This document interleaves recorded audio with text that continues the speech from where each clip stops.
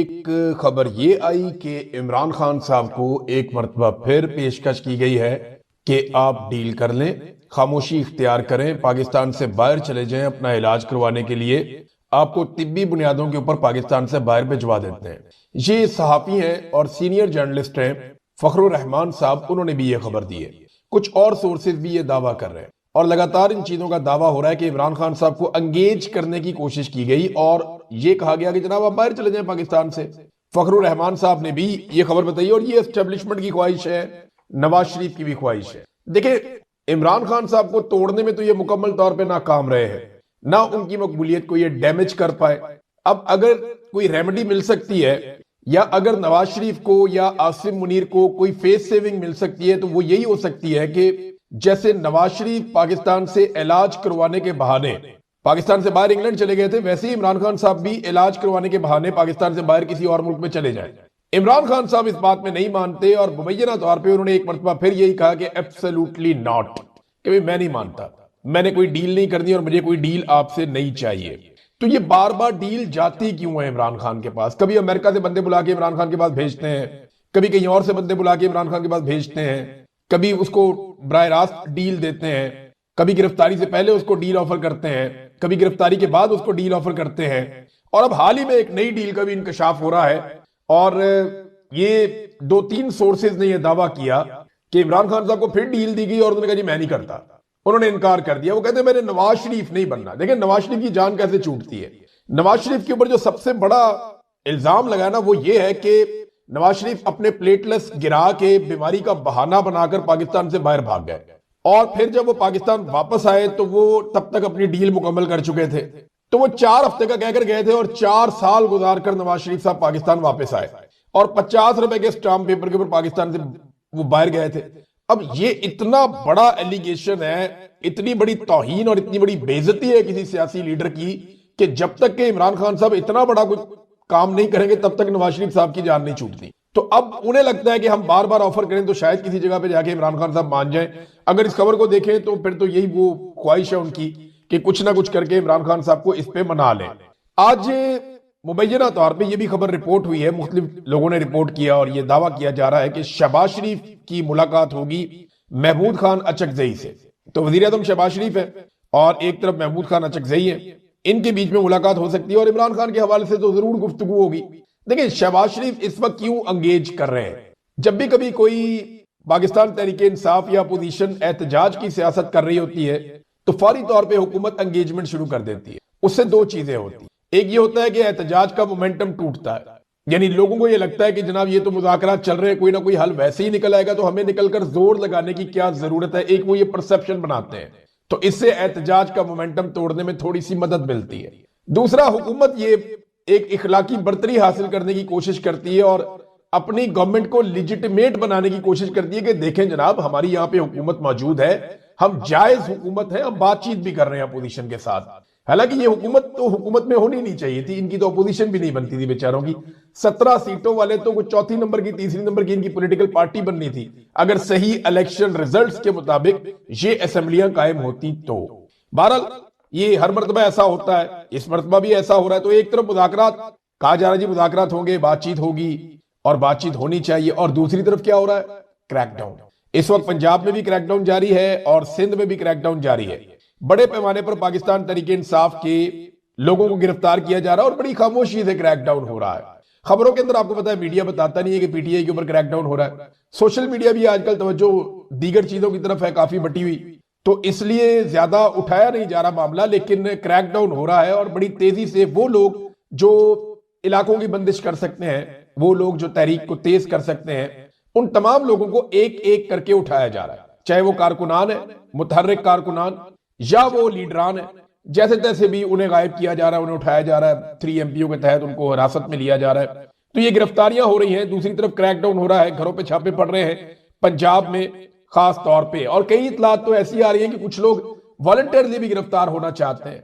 अब इसमें कितनी सदाकत है मैं आपको कह नहीं सकता, किसी बंदे का नाम लेना हो तो मैं ले नहीं सकता, लेकिन आपको मैं ये बता सकता हूं कि वफाकी वजीर ने भी एक ने कहा हुकूमत के बंदे ने कि जनाब हमसे तो राब्ता करके लोग कहते हैं कि जनाब हमें गिरफ्तार कर ले वरना ये 8 फरवरी हमारे खाते पड़ जाएगा दोनों तरफ से। देखिए ना गिरफ्तारी का कितना फायदा होता है। एक पाकिस्तान तहरीक इंसाफ आपसे पूछ नहीं सकती, आप कहते नहीं मैं तो गिरफ्तार हो गया था। दो, अगर 8 फरवरी को कोई बड़ा वकूआ हो जाता है तो हुकूमत आपके ऊपर पर्चा नहीं दे सकती, आप कहेंगे जी मैं तो उस दिन अंदर था।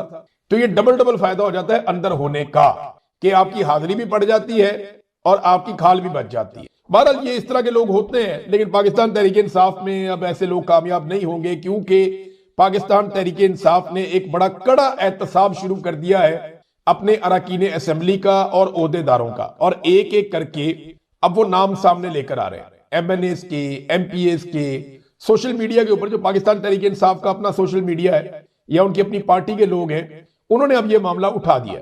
वो ये बता रहे हैं जी फलाना एमएनए एक दफा भी नहीं आया, ये एमपी है ये भी नहीं आया, ये मिनिस्टर है ये भी नहीं आता था, इसको इमरान खान साहब का करीबी साथी है ये भी नहीं आता था, ये जो बंदा है इसको ये ओहदा दिया हुआ वो भी नहीं आता। अब सोशल मीडिया ने ये बेड़ा उठा लिया है और वो एक एक करके बता रहे हैं कि जनाब कौन आता है और कौन नहीं आता।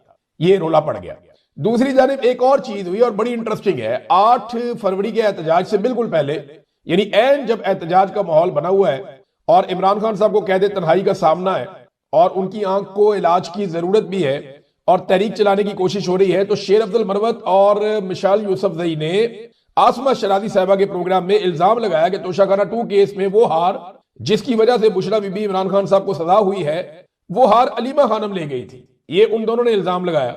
वैसे ऐसी कार्रवाई तो कोई दुश्मन भी ना डाले इस मौके पर, जब इमरान खान साहब कैद तन्हाई में है, फंसे हुए हैं, बुशरा बीबी भी अंदर है, इमरान खान की बहनों को रोजाना वहां पे जेल के बाहर मार पड़ती है जब भी वो आती है, बार बार उन्हें उठा लिया जाता है, उन्हें हरासा किया जा रहा है, उनके ऊपर मुकदमा चल रहे हैं और उनको गंदे अंडे तक मारे गए, बहुत अजीबोगरीब बालों से पकड़ के घसीटा भी गया। ये सारी घटिया हरकतें हमने वहां पे अडियाला जेल के बाहर होती हुई देखी है। वो बेचारी रोजाना की बुनियाद पे अदालतों में जा रही है, जब वो अपने भाइयों का मुकदमा लड़ रही है उस वक्त इस किस्म की चीज इस तरह लेकर जाना उनके बारे में बड़ा अजीब सा, कोई दुश्मन भी ऐसा ना करता, लेकिन ये इन दोनों ने किया। शेर अब्दुल मरवत ने ये इल्जाम लगाया और मिशाल यूसुफजई ने इसकी तस्दीक कर दी इस इल्जाम की। तो जनाब शाम तक अलीमा खानम का इस पे जवाब भी आ जाएगा। जो भी जवाब आएगा फिर हम आपके साथ शेयर करेंगे कि अलीमा खानम इसके बारे में क्या कहती हैं। भारत ये बड़ी, अब मैं क्या कहूं, इमरान खान साहब ने फिर इसका मतलब है शेर अब्दुल मरवत साहब को बहुत पहले पहचान लिया था, वरना वो ना निकालते पार्टी में से। ऐसी सूरत हाल में लीडर्स पार्टी से लोगों को नहीं निकाला करते जब वो जेलों में हो, लेकिन इमरान खान साहब ने ऐसा किया था। अब इमरान खान साहब का देखिए हालात उनके इतने मुश्किल है कि फैमिली और डॉक्टर्स को मेडिकल रिपोर्ट्स देनी थी और ये हुक्म सुप्रीम कोर्ट ऑफ पाकिस्तान के चीफ जस्टिस ने दिया कि जनाब हमने कह दिया है आपकी फैमिली को और इमरान खान साहब की फैमिली को और डॉक्टर्स को उनकी मेडिकल रिपोर्ट्स मिल जाएंगी, लेकिन अब तक इमरान खान साहब की मेडिकल रिपोर्ट्स नहीं दी गई। हालांकि जब नवाज शरीफ साहब जेल में थे तो हर 15 मिनट के बाद नून लीग रिपोर्टों के साथ आकर टीवी पे बैठ जाती थी। हर 15 मिनट के बाद उनको नई रिपोर्ट मिलती थी कि प्लेटलेट्स इतने कम हो गए और इतने कम हो गए और इतने कम हो गए। अगर नवाज शरीफ को कहीं इमरान खान साहब पाकिस्तान से बाहर ना भिजवाते ना तो प्लेटलेट्स माइनस में चले जाने थे उनके। मुझे तो ऐसा लगता था कि अगले 2-4-5 घंटे में 0 हो जाएंगे और उसके बाद माइनस में चल पड़ेंगे। जिस रफ्तार से नवाज शरीफ साहब के प्लेटलेट्स को मैनेज किया जा रहा था, और पीएमएल-एन जो है वो हर 15 मिनट के बाद हाथ के अंदर एक रिपोर्ट लेके बैठी होती थी कि जनाब ये एक और रिपोर्ट आ गई है।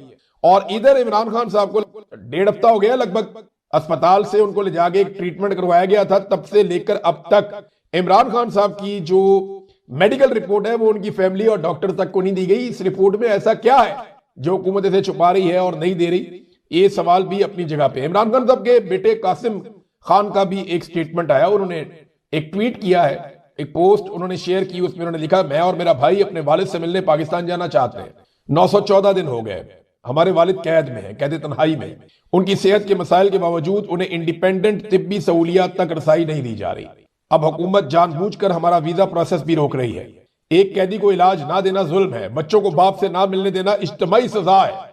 यानी हमारे लिए भी एक सजा है कि हमारे बाप से हमें नहीं मिलने दिया जा रहा। इस तरह इमरान खान साहब के बेटे ने कहा। हम बैनुल अक़वामी इंसानी हकूक़ की तंजीमों से अपील करते हैं कि आवाज उठाएं इससे पहले कि इमरान खान को कोई नुकसान हो। अब ये इमरान खान के बेटे बार बार ये अपीलें कर रहे हैं, बार बार ये बात कर रहे हैं, और आलमी सतह पे जो आवाजें उठनी चाहिए वो उठती है, बाद औक़ात नहीं उठती। लेकिन सबसे बड़ा सहारा पाकिस्तान का जो ये मौजूदा रजीम है, इसे डोनाल्ड ट्रंप का है कि अमेरिका को इन्होंने राजी रख लिया है कुछ ना कुछ करके, और उसके जरिए से अब तक जो सूरत हाल है उसको ये मैनेज करते चले आ रहे हैं। नाज़रीन, पाकिस्तान तहरीक इंसाफ के तमाम अरकान असेंबली और ओहदेदारान को आज खैबर पख्तूनख्वा हाउस में तलब कर लिया गया।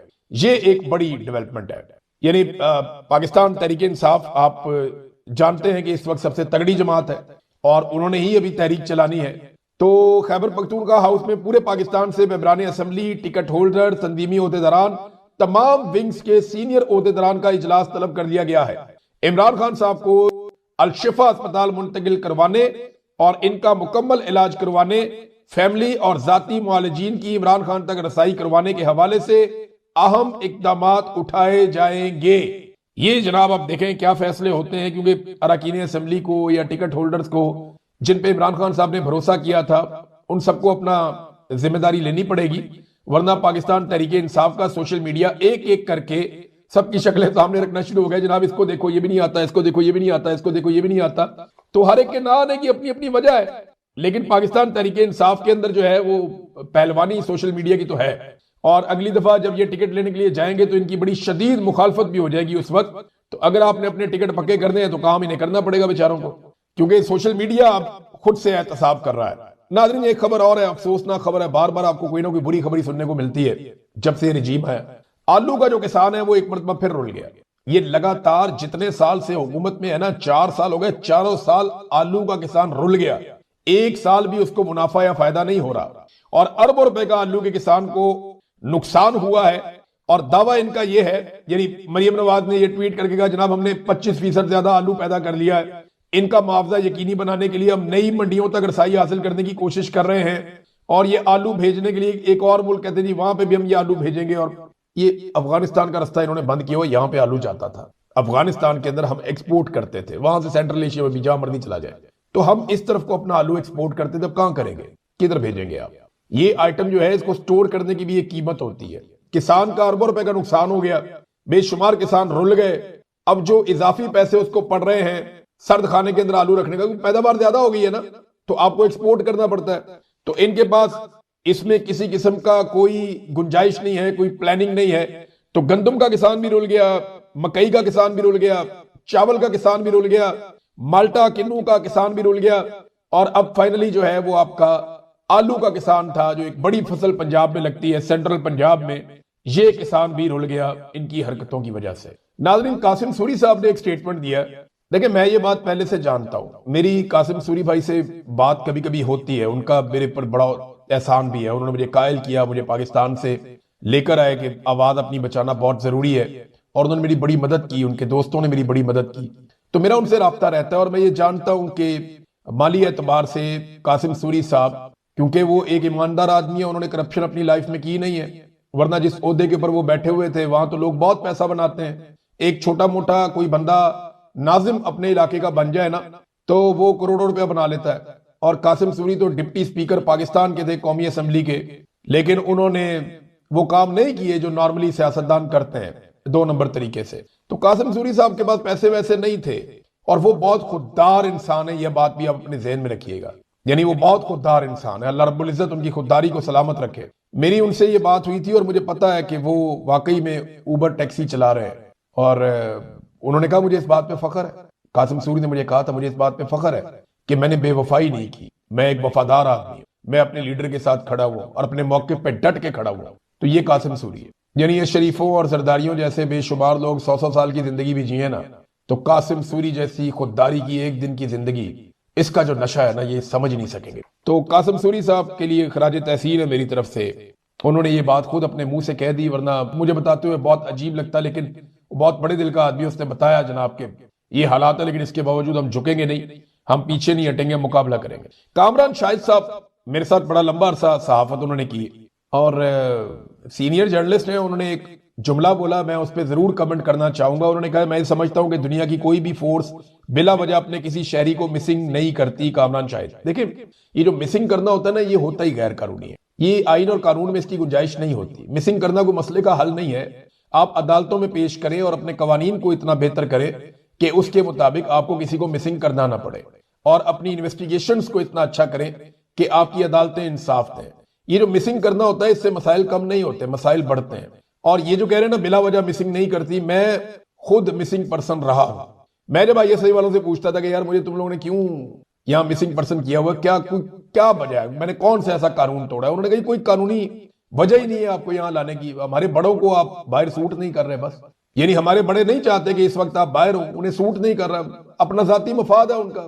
फील्ड मार्शल का अपना मफाद था, मरियम नवाज को जनाब अपना, नवाज शरीफ का अपना मफाद था, फील्ड मार्शल आसिम मुनीर का अपना मफाद था, नदीम अंजुम का अपना मफाद था, तो मुझे पकड़ के इन्होंने जबरी तौर पे लापता कर दिया 5 महीने के लिए। तो मुझे तो कोई कानूनी वजह नहीं बता पाए, कोई वजह नहीं होती, बाद औकात कोई वजह नहीं होती। मेरे मुंह से एक जुमला निकल गया था एक दफा कि ये जो लोग मिसिंग पर्सन होते हैं इन्होंने कुछ तो किया होगा, और मैंने जाके चौक में खड़े होकर सारी दुनिया के सामने मारंग बलोच से हाथ जोड़ के माफी मांगी थी अपने इस जुमले की। तो कामरान शाहिद साहब ऐसा ना करें, कल को आपको भी माफी मांगनी पड़े, बाद में बहुत तकलीफ होती है, बहुत बुरा लगता है। मरियम नवाज साहिबा का स्टेटमेंट नाजरीन पीछे हट ही नहीं रहा, उन्होंने अजीबोगरीब ही स्टेटमेंट दे दिया। यानी शरीफ खानदान की पूरी सियासत, पूरी सोच का जो मोटो है वो ये है कि शऊर से पेट नहीं भरता। अगर शरीफ खानदान की पूरी सियासत को आपने एक जुमले में बंद करना है ना, इन ताजरों की पूरी सियासत को, तो वो ये है कि शऊर से पेट नहीं भरता। देखिए, पेट तो हर आका अपने गुलाम का भी भरता है। अंग्रेजों ने बहुत तरक्याती काम किए थे यहाँ पे इंडिया पाकिस्तान में, लेकिन हमने आजादी क्यों हासिल की? शऊर की वजह से की ना। फिर हम शऊर के पीछे क्यों चले थे? हम तो ये भी कहते रहे भूखे रहेंगे मगर एटम बम बनाएंगे। ये कौन सा वाला शऊर था? यानी ये इस खानदान की एक घटिया सोच है। इंसानों में और बाकी जानदारों में फर्क किस चीज का है? शऊर का फर्क है। अल्लाह रब्बुल इज्जत ने फरिश्तों को क्या दिखाया था? इंसान में इल्म और शऊर दिखाया था ना, जिसके बाद फरिश्तों को हुक्म दिया कि इसको सजदा करो इंसान को। देखिए, शैतान ने तो कहा खाओ, बहुत मजे का है, खाओ। तो रहमान ने कहा था कि तुम्हें शऊर दिया कि नहीं खाना। शऊर में इतना फर्क है। पेट तो भर जाता है, असल बात तो शऊर की है, लेकिन ये पेट से सोचते हैं ना। वो शेख रशीद ने एक जुमला कहा था, और वो हमारे मजहब में भी है कि इनका पेट जो है ना वो कब्र की मट्टी भरेगी, उससे पहले इनका पेट नहीं भरेगा। शऊर से इनका पेट नहीं भर सकता। कौमें जब उन्हें शऊर मिलता है कौमों को, तब वो तरक्की करती हैं, वो आगे बढ़ती हैं, पूरी की पूरी कौम आगे बढ़ती है। पेट तो जानवर भी एक दूसरे को मार के खा जाते हैं, अपना अपना पेट भर लेते हैं, लेकिन उन्हें शऊर नहीं होता। नाज़रीन, अक़वाम मुत्तहिदा ने ईमान मज़ारी साहिबा के मामले के ऊपर एक मुज़म्मती बयान